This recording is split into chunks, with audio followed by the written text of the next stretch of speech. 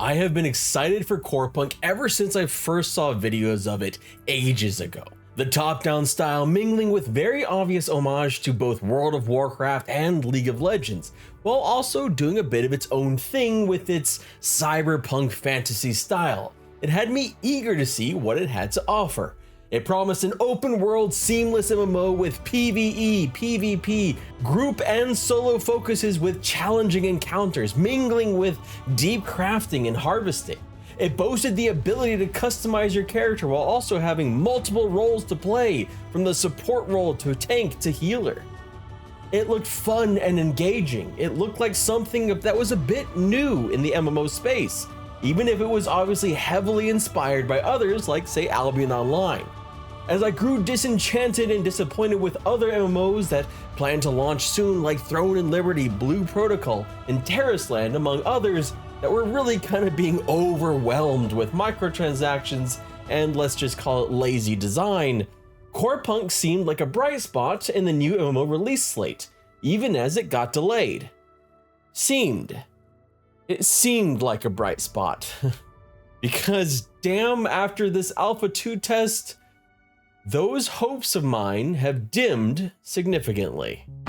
There are design decisions in this game that are kind of questionable at best. At times while I was playing, I couldn't shake this feeling, and I almost felt guilty about it, almost bad about it, that it felt like the game was an MMO designed by people that, well, hadn't played an MMO. And it's not to say that the impressions of this game were all bad, just that there were a couple things that really stood out as being very negative to me and tainted really the entire experience of the game. And I'm not even going to talk about all the issues they had with keys and server issues and needing to restart the test. I guess I kind of just did, but that's to be expected. I was going to give them a pass on that. You know, shit happens. It's still an alpha test, which, keep that in mind as we go through all of this. This game is currently still in alpha testing, though they have some plans if the testing goes well, if this Alpha 2 test went well, that they would want to go into early access sometime by the end of this year, the end of 2024. I don't know that they're ready for that, but they could potentially still resolve all of my issues. The things that made this whole review feel a bit more like a chore and less like enjoying a game that I had been excited about. Let's start with the onboarding of Corepunk. The game a few years back made the smart choice to give players the ability to customize their characters instead of using heroes as was the original plan. They are still locked somewhat with one class, one race, but with a decent amount of customization to each character. It made a good first impression as I crafted my destroyer and eagerly hopped into the game. The problems for Corepunk all happen after you step into the world, unfortunately. Like, for example, how painfully slow the combat starts.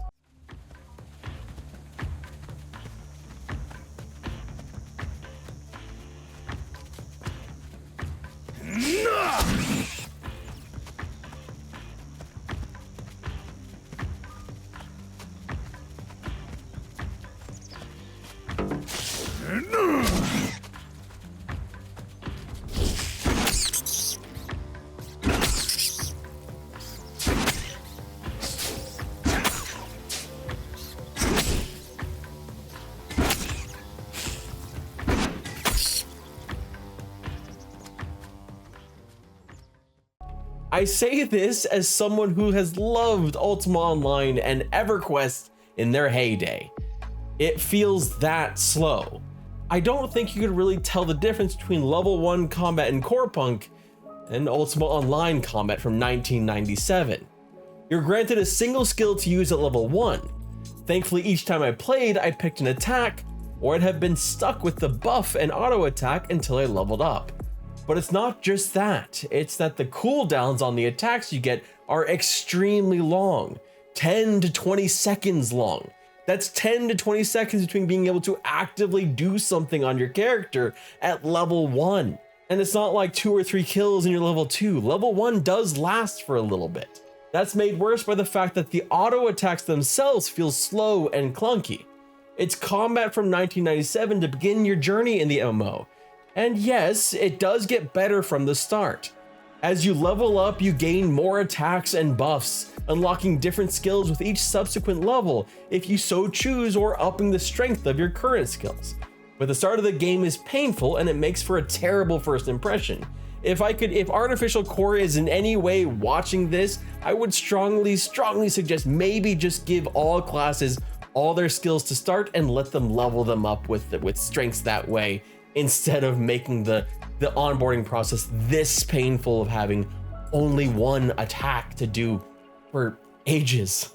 First impressions of an MMO are still very important, and the thing is that the testing of this part of the MMO, the Alpha 2 testing, was primarily focused on the start of the MMO, the first impression of the MMO. And it's tough when you do it this way. Now, before we get too deep into this review, I should preface it by saying that this MMO, in a lot of ways, plays a bit more like a MOBA with itemization and things like that than I perhaps expected it to. So some of my issues with the game may actually be a personal thing, and just the fact that this game may not be for me. So I want to say here at the outset that for this review, this is my opinion, and it is no more valid than your opinion of the game. After all, I am just a loud as hell YouTuber who happens to have a camera and a microphone. But the thing is, even with that, even with the way combat is laid out and how it takes time to really get its feet under itself, I think it still would have been okay if it weren't for these next two things that really made the game chug and struggle and bog the fuck down. The lesser of the two evils is the questing, or more broadly, experience gain in general. Corepunk is kind of strange in that it offers a variety of ways to get experience. You gain experience from crafting, from harvesting, from killing NPCs. That all sounds great. Except that by far the most efficient way to get experience is through questing, with 200 plus experience for quests that were pretty simple to complete in some ways. That compares to 2 to 6 experience for harvesting or crafting, or 2 to 4 experience for killing even level creatures. I'd seen as high as 15 to 25 experience for a kill, but that was on creatures that were much higher level. There's one additional part of the issue here with these quests. Well, they were boring apart from anything else. They were mostly gathering quests or find location quests. They also didn't have much guidance. Some had almost none, while others would maybe have a couple directions here and there. I'm not asking for areas to be marked on my map, but several of the quests I got had zero direction at all. This felt like an oversight, as some of the quests did at least provide cardinal directions in their text. It felt like some of the quests just had incomplete quest text, or there was supposed to be an additional thing like a map icon that you were supposed to use that wasn't implemented. Honestly, it takes the ills of World of Warcraft and leans very heavily into them by making questing the only viable path forward, despite it being bland or annoying to do the quests. This was also an issue in Lost Ark, which presented you with a very linear quest-only experience because killing things didn't mean anything. I'm a proponent that MMOs should present you with choices, not clear single routes to max level. It doesn't need to be full-on sandbox, but at least make other methods somewhat viable. Give players a reason to do them, a reason to explore, instead of just trying to complete one inane quest after the other. Basically, make it so that of your 1,000 players playing the game, they don't all do the exact same path forward. Let players have some autonomy in how they want to play the game, instead of making it so clear, so obvious that there's only one right way to level up. Good to see you. Remember, it's not just about killing rats, it's about securing our future. And before you say that killing NPCs could be completely viable, especially if you could get 15 to 20 from higher level NPCs, well, there was one other major issue. And in fact, it was the issue that I think made the entire experience of the entire experience of this test so bad for me. So frustrating. There is no passive health regeneration. None. Zilch. Nada. Oh, but you can regenerate with food. Yes, except that the way that you use food is an interesting one, because you can find food out in the world, but it will give you 0.8 or 0.4 health regen per second for about 10 to 14 seconds. That's, you know, sounds okay, right? Except the fact that that's roughly 1 to 2% of your health over 10 seconds with an item doing that heavy lifting of regenerating, meaning that it is essentially about 1 hit or less from an NPC at that level by eating food, the way to regenerate food. Not great. Now, granted, those items, those health items, are part of their crafting system, because you take those smaller items, those smaller health items, like you know, an eggplant, and you turn it into something else, or wheat seeds and you turn it into something else.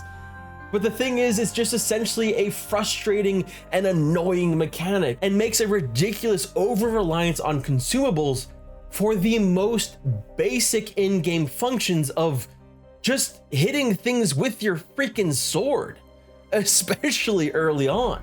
It throws an arbitrary curveball at you that turned much of my playthrough into walking around back and forth to campfires, because campfires are the other method of regeneration. Campfires essentially give you the same level of regeneration you would get in most MMOs from just sitting by yourself or standing in many MMOs. When I say questionable design decisions, this is what I'm referring to. In a game with grinding so harshly limiting the ability to do so is going to turn off many players, myself included.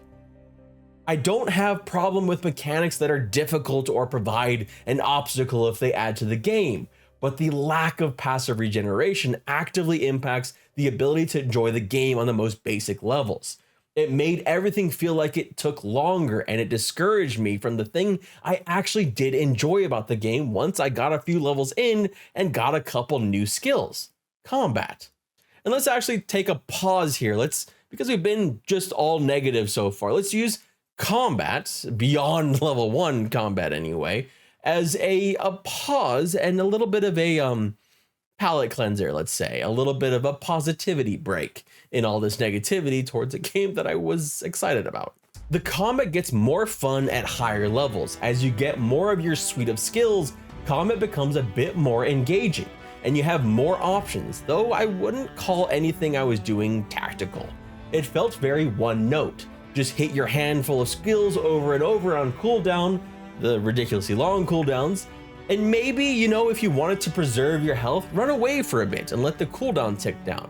In fact, that's how I was able to take on 3 or 4 things at once, by just kind of dodging in and out, which is actually, you know, that's actually kind of one of the things you used to do in Ultima Online in 1997. But I do have to appreciate the enemies at least provide some challenge. They weren't immediately falling over like many do. Though the class that I was, the Destroyer, I felt encouraged to AoE them for maximum damage, especially with my Whirlwind special. But remember how I was talking about bones, the bones of an MMO? I could see this combat being fun in the future. I wouldn't consider it deep. Even with the weapon mastery trees, it looked a bit like a dumbed down talent tree from WoW. They do at least offer some ability to customize your character a bit, as do the talents you get at level 5, 10, and 20 that make pretty massive passive changes for your character. Basically, the level 1 combat is horrifically bad. Level 4 combat was a bit more fun, and I could see max level combat being actually kind of interesting, especially since you can dodge attacks by moving about the map, like, you know, basically moving out of the way of projectiles. Movement may be one of the parts of combat that becomes the most active and fun, especially in PvP. I'm arranged. Oh shit, 4, 3, 2. Oh shit. Wait, oh, okay. I missed all my skills. Oh no, yeah, this is very bad. weird.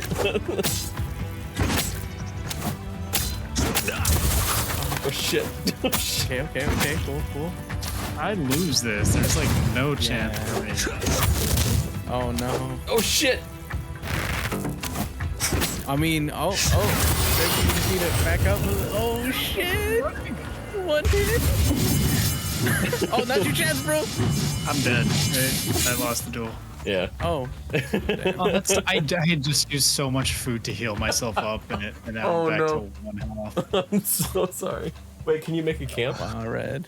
But the other really big positive, the one that I just actually really appreciated, the game is very pretty.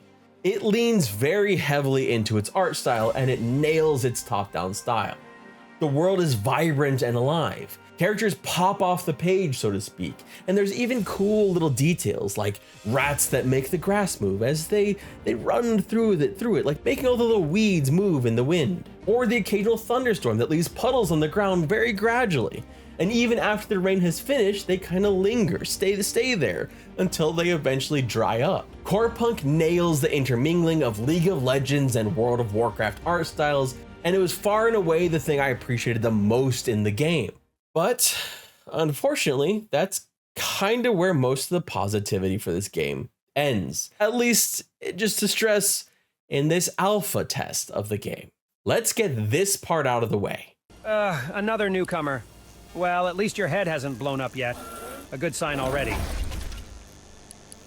Do you even know how many laws you've broken by? Yes. They use AI voices for the NPCs and they are fucking terrible. What's up? How's everything going? Doing fine, thanks for asking. Keeping busy with patrols. Sometimes I miss the military life, but this place has grown on me. Welcome to the Vibe Check Central, aka Goldenfield. Is everything okay? Living in Goldenfield is like brewing coffee. You need some patience and finesse. Goldenfield has its own rhythm, like a coffee drip. Sure, it can be a little low-key, but it ain't never basic. There's always some juicy drama to keep things lit. Between running the cafe, tending crops, and playing Dr. Phil, I stay booked and busy. Chaos and coffee, that's my daily drip. Trust, there's plenty of both in this small town. And that's not just me saying it's bad because I don't like the idea of AI replacing voice actors. That's also because they're actually just straight up bad. The way the lines are delivered is just so flat and awkward.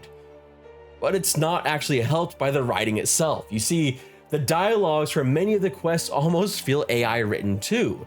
Like they asked ChatGPT to write quest dialogue from 2003 with all of the edginess of Blizzard, but without any real story or context to back it up. Everything feels like an attempt at a joke and very few of them land. When they try to be crass, it comes across like a teenager trying just a bit too hard. When they try hard to be funny, it's like Elon Musk recycling memes on his dying social media platform, which is ironic because this shot they took at Elon Musk is actually probably one of the things that I found the funniest as I was playing through the game, partially because I was just kind of so shocked that it was so on the nose. The fuck are you? G'day, mate. Good day. Who are you? I'm Zoltar Blipchain, all the way from Andromeda. I'm a blockchain enthusiast revolutionizing farming. Call me the Aaron Dusk of agriculture without the tweets.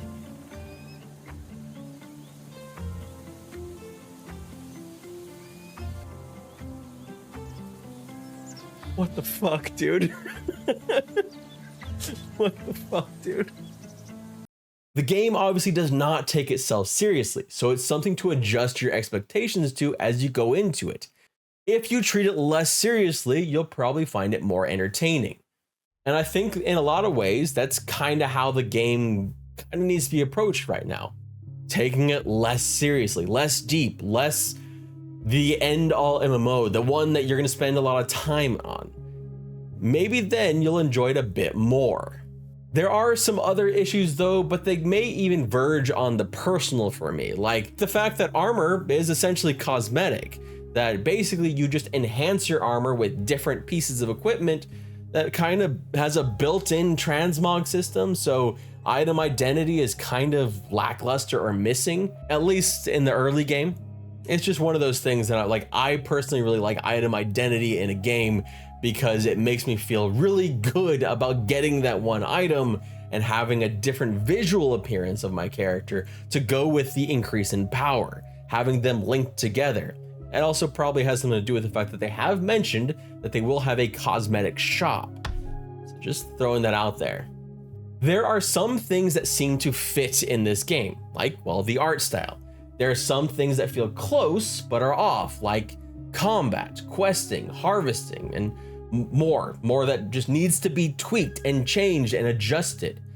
And others that just feel like bad decisions, like the passive regeneration decisions and the over-reliance on consumables like food to actually just play the game.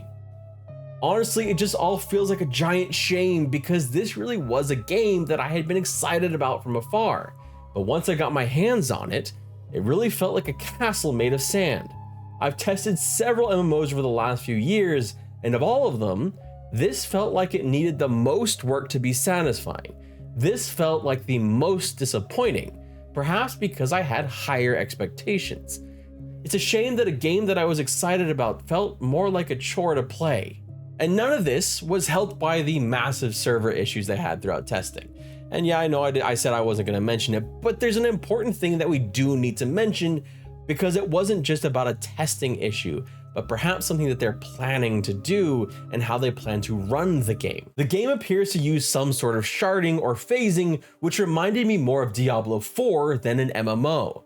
I never saw many people on screen at once, but even worse, managing to group with my friends, especially on the second day of testing, became impossible.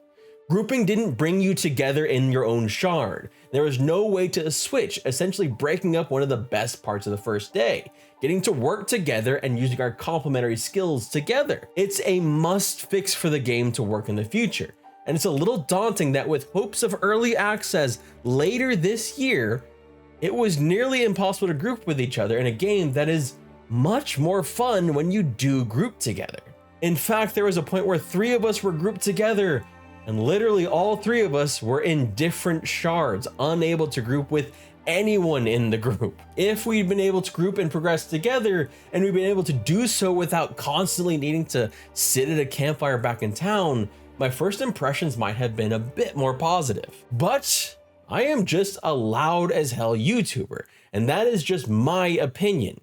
And believe it or not, despite the fact that my mug is on this screen for you, my opinion is not more valid than yours. So I would like to hear from you and hear what you have to say. Did you like Corepunk? Did you think it was good?